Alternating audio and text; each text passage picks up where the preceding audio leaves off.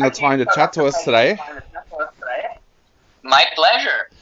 I wanted to start off by saying congratulations on this album. It's an absolutely fantastic album, and I was wondering if you could start off by telling us a little bit about how the project came together in the first place. Of course, yeah. I started this project about a little over 10 years ago now. I started, initial inspiration came from an instrument. I purchased a 12-string bass, which is an amazing instrument that gives off so many subharmonics and harmonics that just inspired a certain type of writing. And I've always been a fan of doom metal and of throat singing. Until that point, I never thought of putting them together, but then at some point it just became like it needed to be done, and I could hear it in my head, and I wanted to do it, and so I did it. It works so perfectly together, like you said, it feels like a perfect marriage. Are you surprised that no one had done it previously? Yes, I am surprised, because, like you said, it works so perfectly together, and to me it was kind of like a match made in heaven. And, there are some people that have attempted different things to different degrees of success. Nobody has quite done it with doom metal in the way that I've done it. And that's just the way I heard it in my head, so I wanted to reproduce it in that way. You said that the project started 10 years ago, and of course you were working on other things during that time as well. Did it ever feel like it wasn't going to come together, or was it just something that you knew would take a fair while to put together from the start? Yeah, I always knew I was going to finish it. The question was just how long it was going to take me. The problem, and it's a good problem, is that I am a very busy engineer and producer, and so I'm constantly working on other people's music, which ends up putting my music on the back burner, on the back seat. I never have time for it, but I have a lot of, even right now, I'm sitting on at least 4 or 5 different projects that are in different stages of completion. It just takes me a long time with my life to get my own music the proper amount of attention. You mentioned that an instrument kind of sparked it all off, but tell us a little bit about the songwriting for this project. Were they collaborations with the artists that worked on each artist, or how did that songwriting process start for you? The songwriting itself was all of mine, in the sense that I didn't co-write songs with anyone. The initial songs were written on this instrument, and I wrote them all by myself in my apartment. Then I went to the recording studio, Eastside Sound, where I am the chief engineer. I do tons of records every week or every month, and I've recorded myself playing drums along with my bass tracks with the original idea to create a demo, to then find a drummer for it and pitch it to the guitar players that I wanted to have as guests. And then I ended up liking the drum tracks that I did, and so I decided to just invite the guitar players and the throat singers and see how things come together. And it just took shape slowly over the course of the year. At several times I had to abandon the project for lack of time, but then COVID gave me the final kick in the butt that I needed, because suddenly I had some extra time that I was not used to having, and that allowed me to finally finish it. What kind of things were inspiring you during that songwriting process? Nothing. It wasn't really a thing in particular. It was more like the feeling of nature communing with the sounds of metal that I wanted to achieve. And, throat singers are such simple and deep and highly spiritual people. A lot of them live in yurts or go hunting with eagles on horses. They're nomads, some of them. The ones living between Mongolia and Tuva have a lifestyle that's very, very different than what we as quote-unquote Westerners are used to. And I wanted to capture that spirit and bring it into a world where usually lyrics are not about, eagles and horses and steppes and beautiful scenery, but are more about death and whatever evil and grotesque things that we like in doom metal to be a context or a theme. I'm not really interested in that. I was more interested in the stuff that the throat singers sing about and the sonics that they bring along, the tradition. Yeah, I was wondering if you could talk to us a little bit more about that. Did you do a lot of research into the tradition, and also, are you someone that likes to get out into nature when they can as well? 100%. I love nature.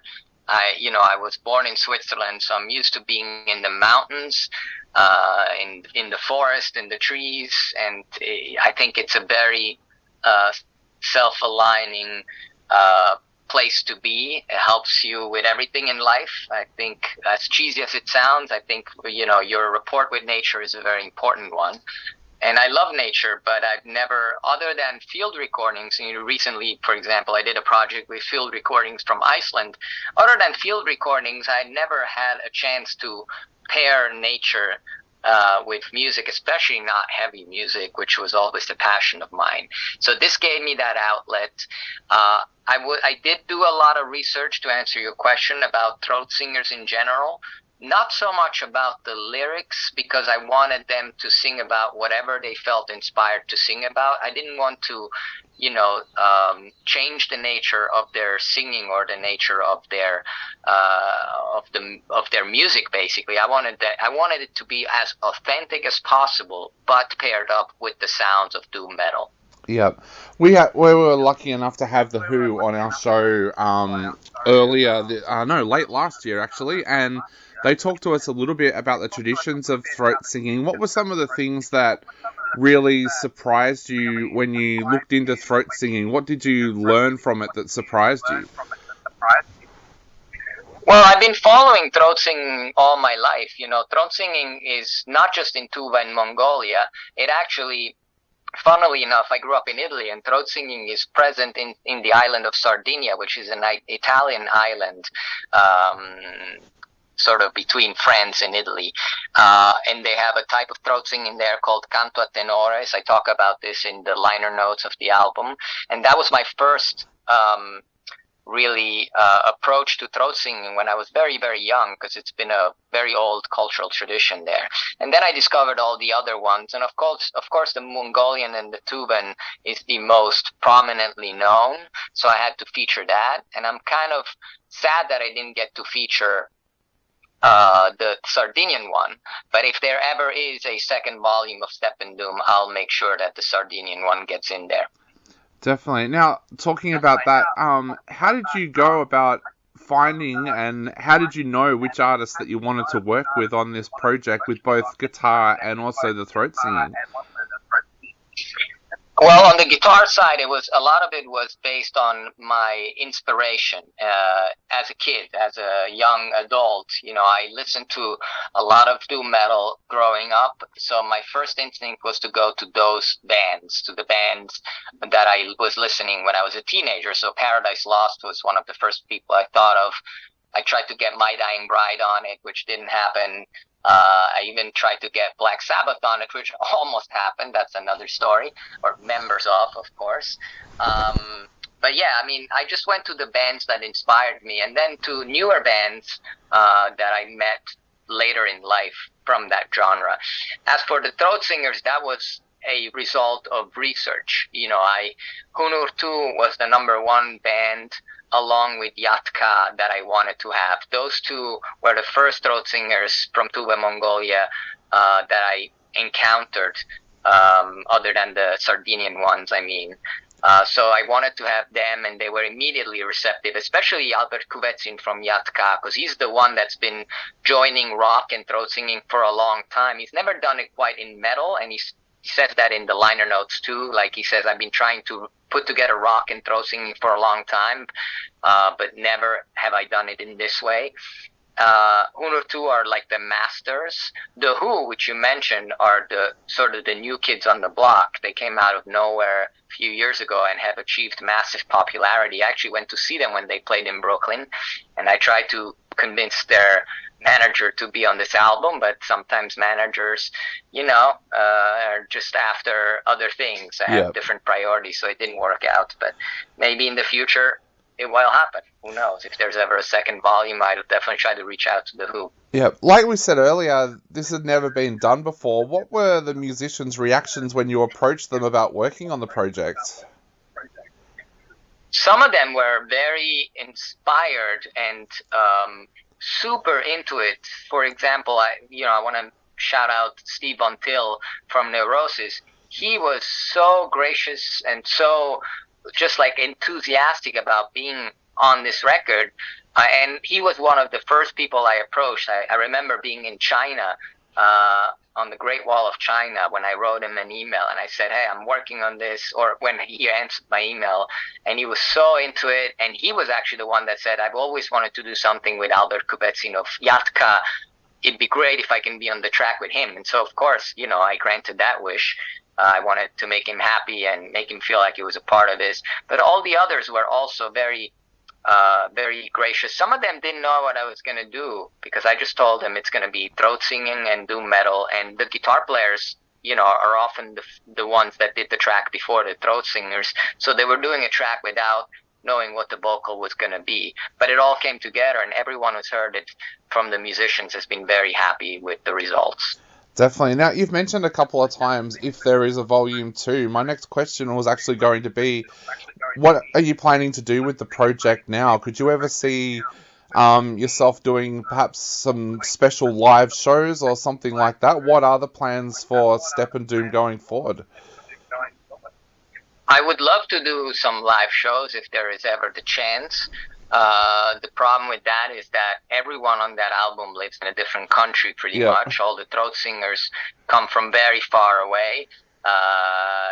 So it would require some logistic juggling and a certain budget to make it happen. But if the right conditions were to be found, I would certainly love to present it to the world as a live show.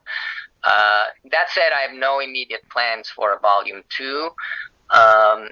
Because I'm working on other records right now, and as I mentioned earlier, it takes me forever to finish something. Right now I'm producing a Ramones tribute record with a lot of collaborations, and as I mentioned earlier, I have at least 3 or 4 other projects of my own music that I have on the back burner waiting to be finished and released. So I want to give those priority before I start thinking about another SteppenDoom album. Definitely. Well, Marc, we're going to play a couple of tracks off the album now, but before we do, what would you like to say to everybody out there who are thinking about sitting down and taking a listen to SteppenDoom? Well, I would give 2 advices. One is, if you can, put on headphones, turn off the light, and let the music go inside you. There's so much beautiful sonics and vibration in that music that if you let it, it will take you places. And the other piece of advice is about the visual. The deluxe version of this release by Magnetic Eye Records comes in a box set that has a colored vinyl 12-inch, a colored 7-inch, a CD, and a fantastic art book with some prints. There's 48 pages of liner notes, pictures from Tuva and Mongolia, and of all the artists that were a part of this project. And if you can, I would urge you to get that versus any other edition, because the book and the visuals of that book are the perfect complement to the music and will really give you an insight into how these throat singers live and the amazing type of life that they lead. And so those are my 2 advices. Please enjoy. Thank you for playing it.